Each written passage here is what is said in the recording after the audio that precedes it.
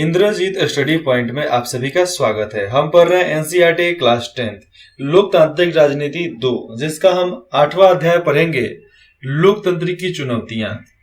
हमने अभी तक सत्ता में भागीदारी से लेकर दल बनाना, पार्टी बनाकर कैसे संभाला जाता है उसको, फिर लास्ट में पढ़ रहे हैं लोकतंत्र की चुनौती। तो इनमें जान जाएंगे कि क्या क्या चुनौतियां होती है हर राजनीतिक पार्टी के बीच में। पिछले 2 वर्षों में 9वीं और 10वीं 2 वर्षों में आपने जितना कुछ सीखा है उसको आधार मानकर यह अंतिम अध्याय लोकतांत्रिक राजनीति के बुनियादी सवालों के जवाब देने की कोशिश करता है। यह लोकतांत्रिक राजनीति का अंतिम जो अध्याय है, यह आपके सारे प्रश्नों का जवाब दे देगी। जैसे हमारे देश और अन्य जगहों पर लोकतंत्र के सामने क्या क्या चुनौतियां हैं, लोकतांत्रिक राजनीति को सुधारने के लिए क्या कुछ किया जा सकता है, हमारे लोकतांत्रिक व्यवस्था अपने वर्ताव और नतीजों में किस तरह है, किस तरह अपने राजनीतिक व्यवस्थाओं का बर्ताव होता है, नतीजा क्या निकलता है और अधिक लोकतांत्रिक बन सकता है। इस अध्याय में इन सवालों के जवाब नहीं है। ये जो भी सवाल है इस अध्याय में आपको नहीं मिलेगा। यह उन तरीकों के बारे में है, सिर्फ कुछ संकेत, बस केवल उनके बारे में केवल संकेत और इशारे भर करता है, जिसे हम इन चुनौतियों और सुधारों की दिशा में अपने आप को आगे बढ़ा सकते हैं। यह अध्याय आपको खुद अपने तरीके तलाशने और चुनौतियों पर जीत पाने का अपना रास्ता ढूंढने तथा लोकतंत्र को अपने ढंग से परिभाषित करने का निमंत्रण भी देता है कि आप इसको अपने ढंग से सुधार सकते हैं। ये आपको थोड़ा मोड़ा संकेत बता देगा, ये इशारे कर देगा कि ऐसे करोगे तो ऐसे होगा, और जिसके अनुसार आपके सोचने की शक्ति बढ़ जाएगी। और जब वो बढ़ जाएगी तो आप खुद से नियंत्रण कर सकते हो, परिभाषा भी बना सकते हो कि किस चीज को कैसे सुधारा जा सकता है। तो ये अंतिम अध्याय लोकतांत्रिक राजनीति का, जिसको पढ़कर भी आपको मजा आ रहा हो। ये हमारा पहला टॉपिक है, चिंतन चुनौतियों का। सोचो चुनौती क्या क्या हो सकते हैं। बहुत सारे हो सकते हैं। क्या आपको कक्षा 9 की अपनी राजनीतिक विज्ञान के पाठ्य पुस्तक में अध्याय याद है? मतलब जो क्लास 9वीं में जितना भी पढ़े हैं राजनीतिक विज्ञान में, क्या आपको पाठ्य पुस्तक याद है? फिर से देखो, क्या आपको कक्षा 9 की अपनी राजनीतिक विज्ञान की पाठ्य पुस्तक के अध्याय याद है, हाँ या ना? इसमें हमने देखा कि दुनिया भर में लोकतंत्र का विस्तार कैसे हुआ, दुनिया भर में लोकतंत्र कैसे आगे बढ़ा। उसके बाद की पढ़ाई ने हमारी इस शुरुआती राय को पुष्टिहीन किया है और हमको और आगे सोचने के लिए मजबूर किया है और सहारा भी दिया है कि समकालीन विश्व में लोकतंत्र शासन का एक प्रमुख रूप है। समकालीन विश्व में लोकतंत्र क्या है? एक बहुत अच्छा रूप है। इसे कोई गंभीर चुनौती नहीं है और न ही कोई दूसरी शासन प्रणाली इसकी प्रतिद्वंदी है, ना ही कोई दूसरा। लोकतंत्र के सामने कोई शासक दल नहीं होता है। शासक दल होता है तो उनको जेल में पहुंचा दिया जाता है, लेकिन सामने नहीं आते हैं। हिंदुस्तान में इतने रजवाड़े हैं, लेकिन सब किसी का पावर छीनकर, सब किसी का शक्ति लेकर केवल प्रधानमंत्री के पास सारा शक्ति है, राष्ट्रपति के पास। लेकिन लोकतांत्रिक राजनीति के विभिन्न पहलुओं की जब हमने विस्तार से चर्चा की है तो हमें कुछ अन्य चीजें भी दिखाई दी है। हम विस्तार से देखते हैं तो कुछ हमें और भी समझ में आता है। क्या समझ में आता है? लोकतंत्र में जितनी सारी संभावनाएं हैं, जितना भी दुनिया में अभी कहीं भी उन सब का लाभ नहीं उठाया गया है। लोकतंत्र का कोई प्रतिद्वंदी नहीं है। इसका यह मतलब भी नहीं है कि उसके लिए कोई चुनौती ही नहीं है। सामने कोई प्रतिद्वंदी नहीं है, इसका मतलब ये नहीं होता कि सामने कोई चुनौती नहीं है। देश के अंदर जनता के बीच में चुनौती हो सकता है, देश को आगे बढ़ाने का चुनौती हो सकता है।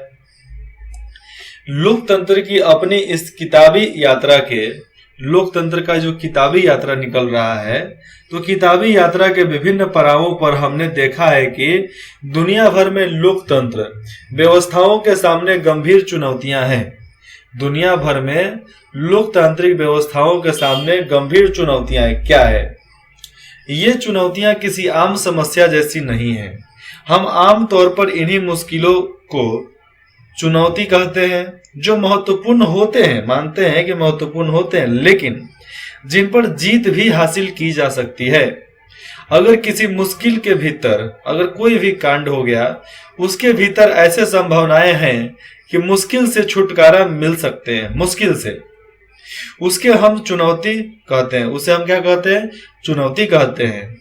एक बार जब हम चुनौती से पार पा लेते हैं, कोई भी बार कभी भी देखो तो हम चुनौती से पार ले लेते हैं, तो हम पिछले की अपेक्षा, पहले की अपेक्षा हम क्या करेंगे? कुछ कदम आगे बढ़ा सकते हैं। चुनौती ले लिए, पूरा कर लिए, थोड़ा सा अच्छा लगा तो हम थोड़ा सा और आगे बढ़ जाते हैं। अलग अलग देशों के सामने अलग अलग तरह की चुनौतियां होती है। अलग अलग देश में चल जाओ तो अलग अलग प्रकार की चुनौती आपको मिल जाएगा।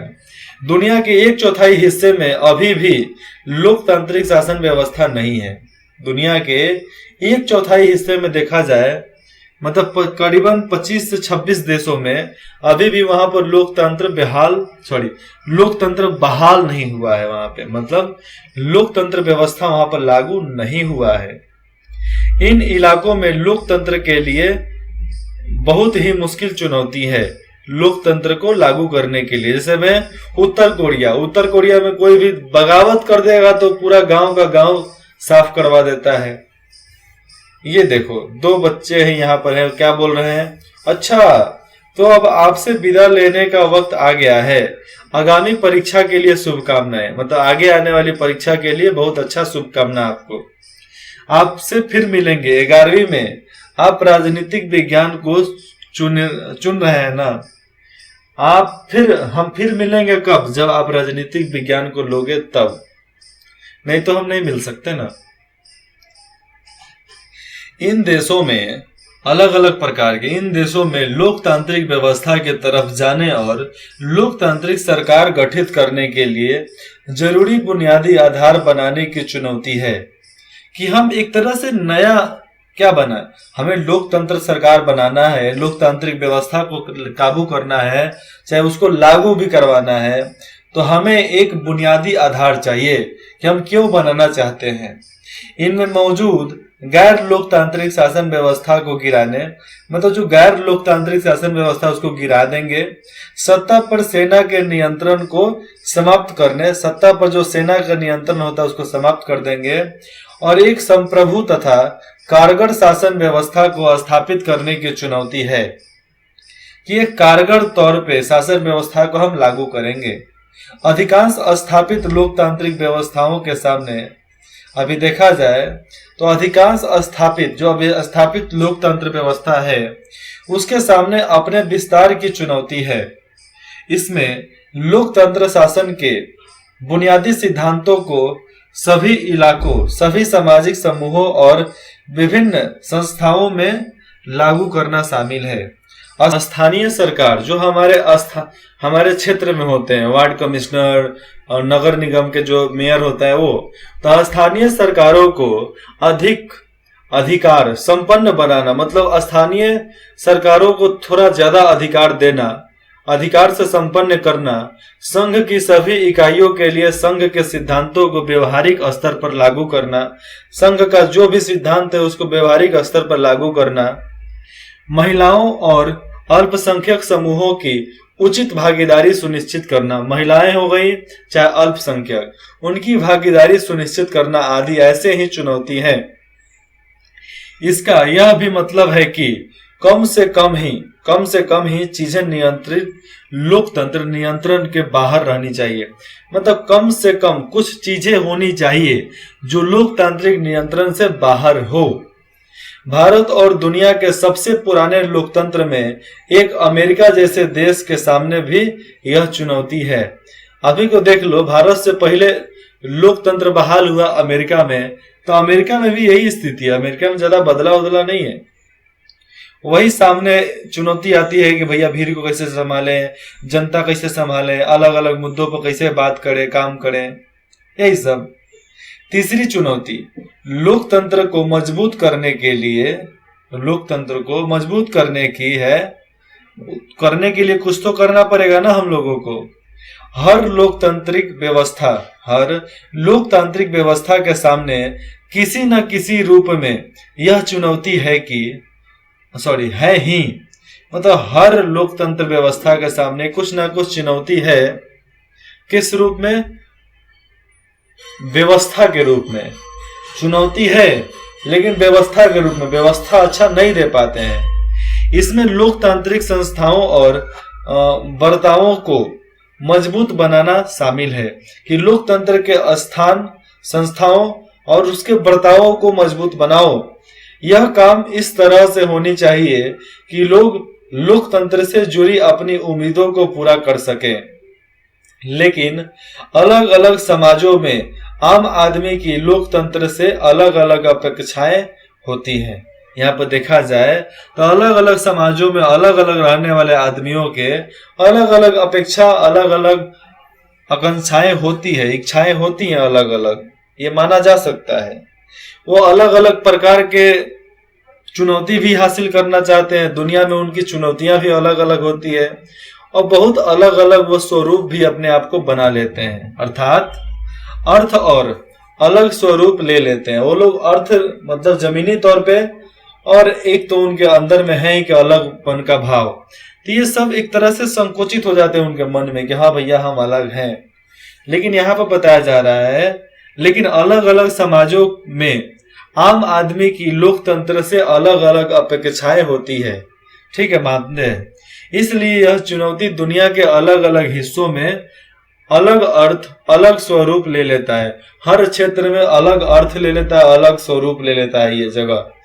जैसे में समाज हर जगह पे एक नहीं होता है, सबका अर्थ अलग, मतलब सबका काम अलग, सबकी इच्छाएं अलग हो जाती है।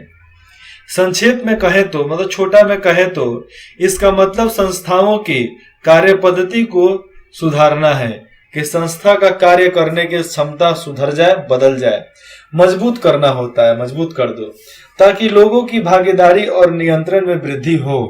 इसके लिए फैसला लेने की प्रक्रिया पर अमीर और प्रभावशाली लोगों के नियंत्रण और प्रभाव को कम करने की जरूरत होती है। 9वीं कक्षा की और अपनी इस पाठ्यपुस्तक के विभिन्न अध्यायों में हमने अनेक उदाहरण दिए हुए हैं। आप 9वीं क्लास का ले लो चाहे 10वीं क्लास का ले लो, दोनों में आप जितने भी अध्याय पढ़े हैं, जितना भी अध्याय पढ़ चुके हो, क्या उसमें आपको अलग अलग टॉपिक नहीं मिला है? कहानियों की मदद से इन चुनौतियों पर गौर भी किया गया है और हर किताब में 9वीं का ले लो, 10वीं का ले लो, एक कहानी के माध्यम से आपको समझाने की कोशिश की गई है। बहुत सारा बीच में मैंने थॉट जोड़ा है। आइए लोकतंत्र की अपनी इस यात्रा के सभी महत्वपूर्ण पड़ावों पर लौटते हैं, यादों को ताजा करते हैं और देखें कि इन पड़ावों पर लोकतंत्र के सामने कौन कौन सी चुनौतियां आती हैं। तो चलिए शुरू करते हैं आगे की बातें कि कौन कौन सी चुनौतियां सामने आती है। यहाँ पर है अलग अलग संदर्भ, अलग अलग चुनौतियां, अलग अलग समाज, अलग अलग इलाका, अलग अलग राजनीतिक पार्टी, अलग अलग चुनौती। इनमें से प्रत्येक कार्टून लोकतंत्र की एक चुनौती को दिखाता है। बताइए कि वह चुनौती क्या है। यह भी बताएं कि इस अध्याय में चुनौती की जो 3 श्रेणियां बताई गई है, यह उनमें से किस श्रेणी में आती है। लोकतंत्र का 3 श्रेणी। पहला तो अच्छा समाज बनाओ, मजबूत वजूद कर लो, एक डरपोक जैसे चलाना है। लेकिन यहाँ पर देखो किताब में मुबारक फिर चुने गए, मुबारक फिर चुने गए, इनके बारे में 3 तरह के बताना है। मुबारक फिर क्यों चुने गए? क्योंकि क्या हम इन डब्बों को खोलें, तो इसलिए चुने गए हैं। Move break 2005। यहाँ पर लोकतंत्र पर नजर, ये देखो लोकतंत्र पर किस तरह नजर रखा जा रहा है। 3 चुनौतियों के बारे में है ना, उदारवादी, लैंगिक असमानता, चुनाव अभियान का पैसा, सब पैसा चुनाव अभियान का यहीं से मिलता है। तो ये सब बातें यहाँ पर है। केवल हमें को 3 आधार बताना है, 3 श्रेणियों। ये क्यों जीता? क्योंकि यहाँ पर पैसा खिलाकर सब काम किया जा रहा होगा इसलिए जीता। वोट देख लो, उनसे पूछकर खोला जा रहा है इसलिए जीत सकता है। कहेगा कि नहीं इतना ही खड़ा करना है, इतना ही देना है, बस हो गया काम खत्म। तो ये सब बातें आ जाती है। ये लोकतंत्र पर नजर रखा है। देखो AK-47 से नजर रख ले, ये तो एक एक गोली में आंख सब लेकर दोनों फूट जाएगा सर इसमें से। तुम्हें कहाँ लोकतंत्र नजर आ रहा है? छोटा वाला बोल रहा है। यहाँ पर है लोकतंत्र पर नजर, लोकतंत्र के लिए काम और जीतने पर भरपूर काम, अपने लिए दूसरे के लिए थोड़े। यहाँ पर देखो उदारवादी लैंगिक असमानता, अपने पार्टी के नेताओं के चयन में यह लागू नहीं होता। पार्टी के चयन में यह सब लागू नहीं होता। अब नीचे देख लिया जाए उदाहरण और संदर्भ। इस मामले में लोकतंत्र की चुनौतियों का आपका विवरण। मैक्सिको PRI की पराजय के बाद 2000 में दूसरा स्वतंत्र चुनाव, पराजित उम्मीदवारों ने चुनावी धांधली की शिकायत की। इसके आगे क्या क्या चुनौतियां इनके बारे में लिखा गया था, आप किताब में पढ़ो आगे पीछे और फिर आप इसको बनाओ। देखो बताने के लिए मैं बता सकता हूँ, इजीली बता सकता हूँ, लेकिन मैं बताऊंगा तो आप सीख नहीं पाओगे ना। लेकिन आप खुद से बनाते हो तो आप सीख पाओगे। और जब आप सीख गए तो आपको हराने का किसी को कुवत ही नहीं है, हिम्मत ही नहीं है ना। इसलिए हारने का कभी काम मत करो, कभी छापने का काम मत करो। हमेशा आप अपने दिल की सुनो। नहीं सुन सकते हाथ रखो, आंख बंद करो, ध्यान लगाओ, देखो धक धक धक धक सुनाई दे रहा है ना, यही है। दिल की आवाज सुनो और कहोगे ऑल इज वेल, सब चल सकता है, सब करेंगे और कर डालो सबकी। चीन कम्युनिस्ट पार्टी आर्थिक सुधार अपनाती है पर राजनीतिक सत्ता पर एकाधिकार बनाए रखती है। मैक्सिको में लोकतंत्र बहाल हो गया है, लेकिन लोकतंत्र में है क्या कि सारे समुदाय को जोड़ कर रखना है। चीन में है कि कोई भी पार्टी जो खड़ा है वोट दे, मतलब जो सत्ता में है वो जब तक मरेगा नहीं तब तक दूसरा पार्टी आएगा नहीं। ईरान में नेट से लिखना पड़ेगा। दक्षिण अफ्रीका में भी वही हाल है, मिल जाएगा। अमेरिका गुआंतानामो बे, इसका भी आपको मालूम करना है। संयुक्त राष्ट्र संघ के महासचिव इसे अंतर्राष्ट्रीय कानून का उल्लंघन बताते हैं। अमेरिका का उनकी बातें सामने आता है, इसके बारे में चुनौतियां लिखना है कि कैसे इनकार कर देते हैं अमेरिका की बातों को। देखो आप फिर से ये बुक पढ़ोगे ना तो आपको सारा चीज इसको आंसर मिल जाएगा। तो ये हो जाएगा। आगे देखो उदाहरण और संदर्भ। इस मामले में लोकतंत्र की चुनौती का आपका विवरण, बस केवल विवरण देना है कि चुनौती क्या हो सकता है। जिसमें संवैधानिक सुधारों का एक दौर चला, लेकिन डच भाषी लोग संतुष्ट, उनकी अधिक स्वतंत्रता की मांग। डच भाषी लोग संतुष्ट नहीं हुए, असंतुष्ट थे। उन चाहते थे कि हमको और कुछ दिया जाए, हमको और अधिकार दिया जाए। ये सब उनकी चुनौती होगा। इसका विवरण कर देना है कि वो क्यों मांगता था, क्या चाहता था, क्या इच्छा रखता था, क्यों ऐसा सोचा उसने। ये सब श्रीलंका, अमेरिका नागरिक अधिकार, उत्तरी आयरलैंड, नेपाल, बोलिविया, ये सब के बारे में केवल विवरण लिखना है कि इसमें लोकतंत्र की चुनौती का आपका विवरण, बस केवल आपका विवरण होना चाहिए। मेरा विवरण तो दे सकता हूं ना, आपका दिमाग का होना चाहिए। इसमें कॉपी मत करना किसी से। इधर है अलग अलग तरह की चुनौतियां। जब हम आपने इस सभी चुनौतियों को लिख डाला है, ऊपर के सारे चुनौतियों को लिख डाला है, तो आइए इन्हें कुछ बड़ी श्रेणियों में डालें। नीचे लोकतांत्रिक राजनीति के कुछ दायरे को खानों में रखा गया है। पिछले खंडों में एक या एक से अधिक देशों से आपने कुछ चुनौती लक्ष्य की थी। ये चुनौती क्या क्या हो सकता है, इस कार्टून में भी आपने इन्हें देखा। आप चाहे तो नीचे दिए गए खानों के सामने मेल का ध्यान रखते हुए इन चुनौतियों को लिखित रूप लिख सके। और चाहे इसको लिख सकते हैं तो लिख सकते हैं, कोई जरूरत नहीं है कि लिखो, लेकिन लिख सकते हैं।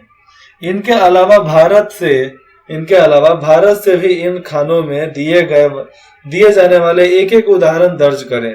अगर आपको कोई चुनौती इन खानों में शिफ्ट रहती है, शिफ्ट बैठती है, अच्छा बैठती है, तो आप नई श्रेणी बनाकर इसमें इन मुद्दों को रख सकते हैं। संवैधानिक बनावट, संवैधानिक बनावट क्यों होती है? संवैधानिक बनावट देश के लिए होती है, देश को चलाने के लिए होती है, देश में जनता का हाल खराब ना हो, जनता के बीच में आंदोलन ना हो, इसलिए संविधान का जरूरत पड़ता है। देश में एक अच्छा शासन प्रणाली हो, तानाशाही खत्म हो जाए, लोकतंत्र व्यवस्था आ जाए, ये आपको यहाँ पर संवैधानिक बनावट है। और ऐसे ही आपको बनावट ही लिखना है केवल, बस अच्छा लगे तो लिख डालो, नहीं लगे तो मत लिखो। नीचे भी वही है, आइए इन श्रेणियों का नया वर्गीकरण करें।